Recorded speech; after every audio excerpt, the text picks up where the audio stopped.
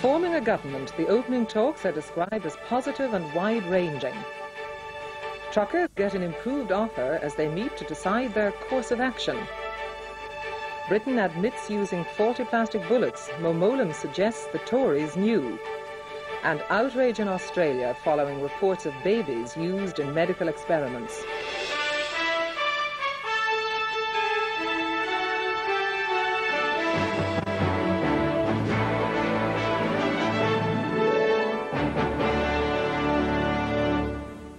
Good evening and welcome.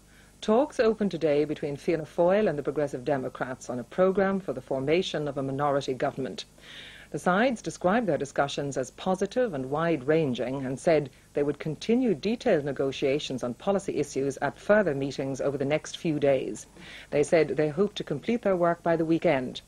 Neither Bertie Ahern nor Mary Harney is taking part in the talks, but they are expected to get together to monitor progress in the negotiations. The Fianna Fáil negotiating team of Dermot Ahern and Noel Dempsey, along with two key advisers, Jerry Hickey and Martin Mansur, were first to arrive for today's talks. They were quickly followed by the PD team of Bobby Malloy and Liz O'Donnell, with their advisers John Murray and Maurice Roach. Inside there was a noticeably relaxed atmosphere as they posed for photographers, before getting down to agreeing the structures and agenda for their detailed negotiations. After an hour and a quarter, the two teams emerged to express themselves satisfied with their afternoon's work. Yes, there's a good working atmosphere, and I think both parties are almost at one with their agenda and have worked together before the election, and I don't foresee major difficulties. It's a matter of finalising priorities. But what were the main issues considered today? Taxation is of great importance, from the point of view of both parties. And we've spent quite some time discussing the possibilities in regard to taxation for the new programme. But given their election result, did the PDs not feel at something of a disadvantage? No, not at all. In fact, the relationship is one firmly based on partnership and mutual respect, and that was confirmed at the meeting today, and relationships are very good. And that's how it should be from the very beginning. There is agreement in effect. What we're trying to do in effect is to look at each other's documents over the next couple of days and marry them together.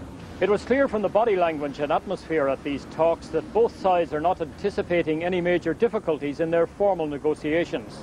The two sides will have secret meetings over the next number of days, but they expect to complete their work on a programme for government by the weekend. Earlier today, the Fianna Fáil leader Bertie Ahern was in Cork to thank his supporters for the election outcome there. Afterwards, he deflected questions about the composition of his cabinet. I have to look at the make-up and across the ministerial position, and of course I have to work in total conjunction with Mary Harney. We're in a partnership now with the Progressive Democrats. I'm going to honour that. I'm going to make that partnership work, and these issues I'll also discuss with her. The second recount of ballots in the Dublin South East constituency has been completed. Those counting the papers have gone home for the night. They'll be back tomorrow. Representatives from the Green Party and the Progressive Democrats are now analysing ballots that could be spoiled. The outcome will determine whether John Gormley holds on to the seat he took from Michael McDowell or if further recounts are needed. It's understood they'll consider between 500 and 600 possible spoiled votes. 4 days of counting, checking, examining and then going back to the beginning again is taking its toll. The latest phase in the battle for the last Dáil seat began at 6 o'clock. Progressive Democrat and Green representatives, along with lawyers and the returning officer's staff, are examining possible spoiled votes. The aim is for consensus to be reached, but the returning officer has the final word. Currently, they're trying to decide which of the 600 possible spoiled votes are worth arguing over. Earlier, it was a low-key start to the 4th day of counting. The counters of the Dublin South East constituency were prepared, however, for the long haul. Shortly before 10 o'clock, ballots were brought back out, and for the second time, the policy of checking and re-examining began. The tallies from both parties watched each ballot paper very carefully. If there was any question of it being spoiled, they requested that a yellow sticker be placed on it. This was done with the agreement of the returning officer.